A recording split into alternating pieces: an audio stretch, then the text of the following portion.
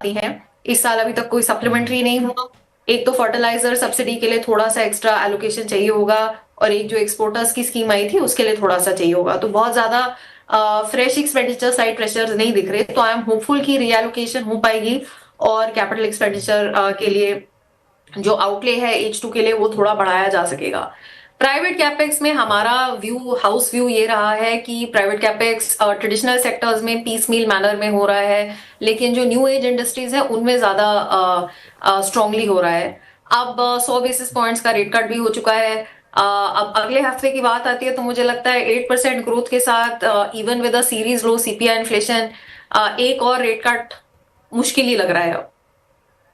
बिल्कुल यही सवाल मैं पूछना आपसे चाह रहा था कि ऐसे माहौल में रेट कट की उम्मीद करनी चाहिए कि नहीं करनी चाहिए। आप कह रहे हैं कि मुश्किल लग रहा है, लेकिन दूसरी तरफ एक और फैक्टर है कि रुपया जिस तरीके से कमजोर हो रहा है वो भी एक इन्फ्लेशनरी कंसर्न कई बार देता है, हालांकि इन्फ्लेशन अभी काबू में है। देखिए, रूपी का इमीडिएट इम्पैक्ट WPI इन्फ्लेशन पे होता है। CPI में ट्रांसमिशन वीक होता है और काफी टाइम से होता है, क्योंकि CPI ज्यादा डोमेस्टिक, एक तो फूड आइटम्स और आपके सर्विसेज, ये ज्यादा डोमेस्टिक ट्रेंड्स से ही इन्फ्लुएंस होते हैं। रूपी डिप्रिसिएशन का ट्रांसमिशन टू फूड प्राइसेस और एंड टू सर्विसेज प्राइसेस थोड़ा हल्का होता है। तो इमीडिएटली मुझे उसका इम्पैक्ट इतनी चिंता नहीं है। स्पेशली वैसे ही इन्फ्लेशन अभी तो खैर बहुत ही लो है, ट्रेजेक्टरी तो अपवर्ड ही होगी आगे जाके। हमारा अनुमान है कि 3% का रेट Q4 में क्रॉस हो जाएगा और 4% Q1 में। बट फिर भी अगले साल का हम एवरेज CPI इन्फ्लेशन 4.2-4.3% के आसपास देख रहे हैं on this years low base. इसके अलावा एक आखिरी क्वेश्चन आपके पास, फिर हम लोग हमारे बाजार के लोग हैं उनके साथ भी मैं चर्चा करूंगा। नॉमिनल GDP आपको चिंता देती है? देखिए, एज एन इकोनॉमिस्ट मेरे हिसाब से real GDP is very strong, inflation is very low, तो नॉमिनल GDP तो जहां है वहीं होगी ना, और कहाँ जाएगी। अब ऑब्वियसली कुछ काफी मेट्रिक्स ऐसे हैं जहां पे डिनोमिनेटर नॉमिनल GDP ही होता है, या जहां आपका कोरिलेशन नॉमिनल GDP से होता है। But high real growth, low inflation, as an economist I find it hard to say that I have a problem with that. जब तक है इन्फ्लेशन लो तब तक नॉमिनल GDP ग्रोथ थोड़ा लो रहेगा। अगले साल अगर ग्रोथ हेल्दी रहती है और अगर CPI इन्फ्लेशन कम से कम नॉर्मलाइज हो जाती है तो ऑटोमेटिकली नॉमिनल GDP ग्रोथ हमें बेहतर दिखेगी इस साल से।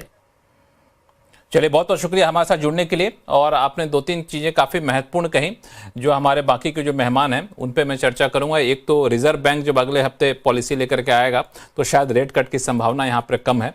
बजट के लिए एक अच्छा हेडरूम मिलता हुआ यहाँ से दिख रहा है। तो ये कुछ बातें हैं। सुनील सुब्रमण्यम साहब, कैसे देखा जाए?